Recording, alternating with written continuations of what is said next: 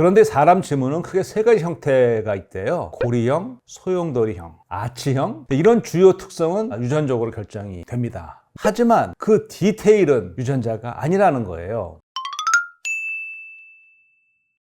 안녕하세요, 김흥빈입니다. 지문도 해킹이 된다고 그러더라고요. 스마트폰 카메라와 영상 처리 성능이 워낙 좋아져 가지고 고화질 사진이라면은 이 지문 같은 생체 정보를 식별하고 추출할 수 있대요.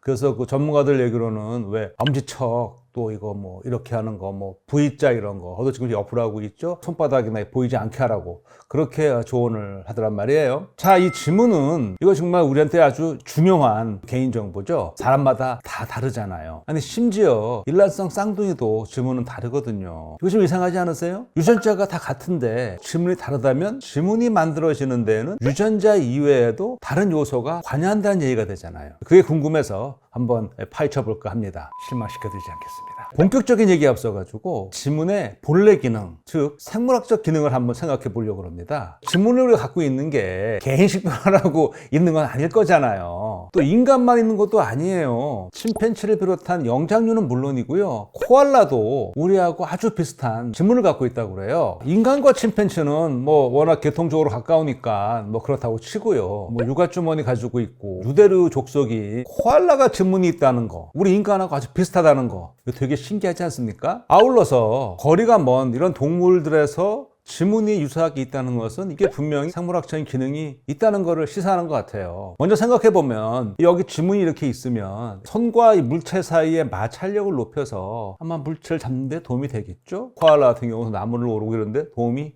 되겠죠? 또 한 가지는 지문에 있는 이런 반복되는 골과 무늬는 촉감을 증폭해서 더 잘 느끼게 하는데 도움을 줄 수 있을 것 같아요. 우리도 굉장히 촉각이 중요하잖아요. 코알라도 마찬가지거든요. 코알라는 엄청 편식이 심하잖아요. 유칼립투스 잎, 그것도 특정 잎만 먹으니까 이렇게 만져서 보고 마치 우리가 싱싱한 채소를 고를 때 하는 것처럼 좋은 걸 고른다면 나름대로 지문의 기능이 중요할 것 같다는 생각이 듭니다. 되게 흥미롭죠. 이 지문은 말이에요, 아주 미세한 곡선, 그 선들을 우리가 융선이라고 불러요. 융선으로 이루어져 있거든요. 그런데 사람 지문은 크게 세 가지 형태가 있대요. 고리형, 소용돌이형, 아치형. 이런 주요 특성은 유전적으로 결정이 됩니다. 물론 여러 개의 유전자가 관여를 하지요. 하지만 그 디테일은 유전자가 아니라는 거예요. 지문의 무늬를 이루는 그 융선은 수정이 일어나고 임신이 된 다음에 한 13주부터 그 후 몇 주에 걸쳐서 완성이 되는데요. 임신 14주 차가 되면 손가락 끝마디 요 가운데 부분에서 이제 융선이 만들어지기 시작해서요. 17주 차에 1차로 융선이 완성이 되고 이후에 이제 그 사이사이를 메꾸는 이제 2차 융선이 나타난다고 그렇게 알려져 있습니다. 이거 쉽게 말하자면 말이죠, 마치 우리가 왜 밭에다가 고랑과 이랑을 만드는 뭐 그렇게 비유해 볼 수 있을 것 같아요. 2023년 3월에 아주 유명한 학술지예요. 셀의 개인의 고유한 지문, 그러니까 그 디테일이 만들어지는 과정을 밝힌 흥미로운 논문이 발표됐습니다. 영국 연구진이 발표한 논문인데요.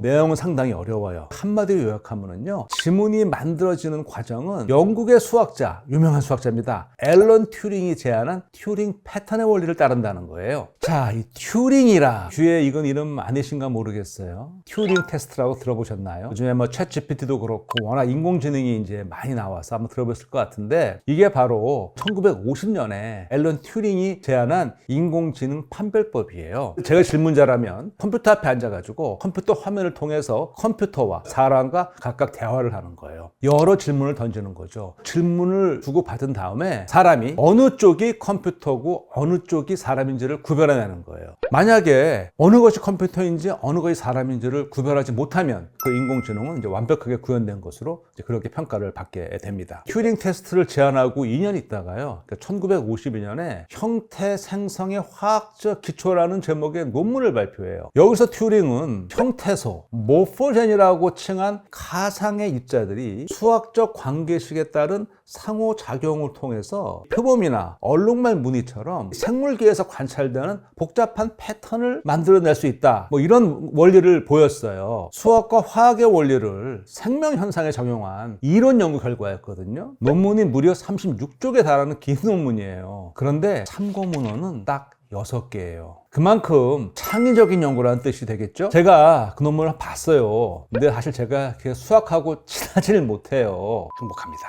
그래서 튜링 패턴 형성 기본 원리를 제가 이해하는 범위 내에서 쉽게 설명해 보겠습니다. 여기 서로 반응하고 확산하는 두 가지 다른 물질이 있습니다. 촉진제, 액티베이터는 상대적으로 천천히 확산하면서 증식합니다. 그리고 상대방 물질의 생성을 촉진합니다. 반면 억제제, 이니비터는 상대적으로 빠르게 확산하고 촉진제는 물론이고 자체 생성도 모두 억제합니다. 이 둘이 상호작용을 통해서 무작위로 패턴, 무늬를 만들기 시작합니다. 이해를 돕기 위해서 촉진제를 피식자, 먹잇감, 억제제를 포식자에 한번 비유해 보겠습니다. 우연히 피식자가 많이 모인 지역이 있어요. 먹잇감이 많이 모여서 빠르게 증식하고 있어요. 그럼 어떻게 될까요? 수가 많아지고 그 근처에 당연히 포식자가 모여들겠죠. 그러고는 그 먹이를 먹어치우기 시작하겠죠. 그럼 피식자 무리는 흩어집니다. 흩어지고 다시 증식을 하겠죠. 그러면 또다시 포식자가 몰려들겠죠. 이렇게 먹고 먹히는 증식 과정이 반복됩니다. 튜링은 이렇게 촉진제와 억제제가 상호작용하는 과정에서 다양한 패턴이 생겨난다고 주장했어요. 호랑이나 얼룩말 무늬 같이 자연세계에서 보이는 다양한 형태의 그 무늬들을 설명할 수 있는 수학이론을 고안해낸 것이죠. 1952년 논문 발표 당시 사실 너무 좀 파격적이잖아요. 튜링 자신도 논문을 이렇게 마무리하고 있습니다. 이 논문에서 제시할 수 있는 생물학적 사례는 매우 제한적이라는 것을 인정할 수밖에 없다. 이는 보통 생물학적 현상이 매우 복잡하다는 사실에 기인한다. 이 논문에서 제안한 것 같이 비교적 간단한 수학으로 설명할 수 있는 생물학적 현상이 얼마나 있을지 이거 회의적일 수밖에 없다. 그러나 이 논문에서 다룬 상상의 생명 시스템과 그 원리가 실제 생물학적 형태를 해석하는데 어느 정도 도움은 될 것으로 생각한다. 이렇게 마무리를 했어요. 이게 1952년입니다. 바로 2023년 드디어 튜링의 이런 바람이 이루어졌습니다. 앞서 소개한 영국 연구진은 세 가지 신호 전달 물질, 이거 세 가지 단백질인데요. 각각의 이름은 WNT, EDAR, BMP라는 단백질이에요. 자, 이런 건 좀 어려우니까 빼놓고 이 세 가지 단백질이 상호작용해서 지문 형성을 완성한다는 사실을 밝혀냈습니다. WNT는 융선 형성을 촉진하고요. EDAR은 융선 크기와 간격을 결정하는 데 관여한대요. 그리고 BMP는 이를 억제하는 작용을 한답니다. 그렇죠. 굉장히 중요한 질문인데요. 저걸 알려면 융선이 만들어지는 뱃속에 있는 아이의 손을 봐야 되거든요. 사실 그거 불가능하잖아요. 불가피하게 임신 중절 수술을 거친 낙태아에서 산모의 동의와 기관생명윤리위원회 IRB의 심의를 거쳐서 시료를 얻었어요. 그 조직에서 유전자 발현을 분석해서 알아낸 그런 사실입니다.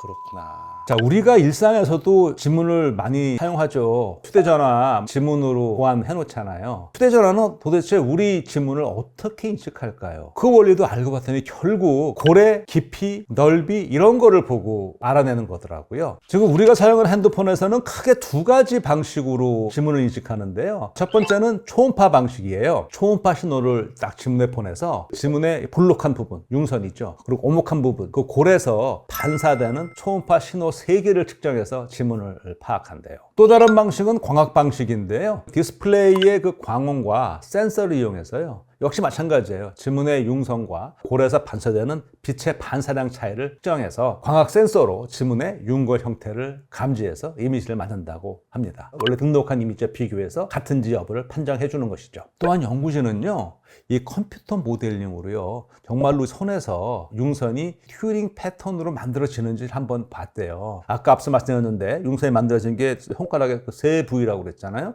요 가운데, 그다음에 이 손톱, 요 끝에 밑에 여기, 그리고 여기 첫 번째 마디 줄이인데 바로 위에 여기서 이제 되는데 거기서 컴퓨터 모델링으로 분석을 해봤더니 진짜로 대표적인 세 가지 지문 형태에서부터 희귀한 지문 형태에 이르기까지 다양한 지문 모양이 튜링 패턴으로 만들어지는 것을 확인했답니다. 예컨대 아치형 지문은 손가락 끝마디 가운데에서 융선이 생기는 속도가 더딜 때 만들어지고요. 요 가운데 융선이 생기기 전에 손가락 끝마디 주름과 손톱 밑쪽에서 생긴 융선이 더 많은 공간을 차지하면 아치형 지문이 만들어지는 것으로 그렇게 나타났답니다. 그리고 또 손가락 모양에 따라서도요, 손가락 세포 성장의 패턴이 달라졌는데요. 손가락 끝마디 중앙 부위가 넓고 대칭이며 융성이 일제 형성되면 소용돌이형 지문이 생겨났대요. 그리고 중앙 부위가 길쭉하고 비대칭이면 고리형 지문이 주로 나타났다고 하네요. 참고로요, 전 세계 사람들을 한번 살펴보게 되면 고리형이 전체의 한 60에서 70%로 가장 많고요. 그 다음이 소용돌이형, 그리고 아치형은 한 5% 정도로 알려져 있다고 합니다.